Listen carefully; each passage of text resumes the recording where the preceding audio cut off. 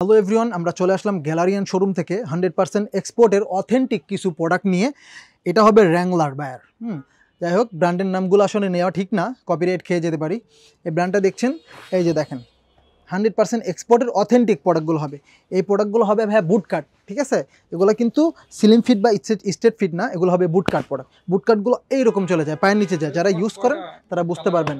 এটার কালার হবে কম করে হলো 8টা-10টা ভাইয়া, সবগুলো কালার দেখানো পসিবল না।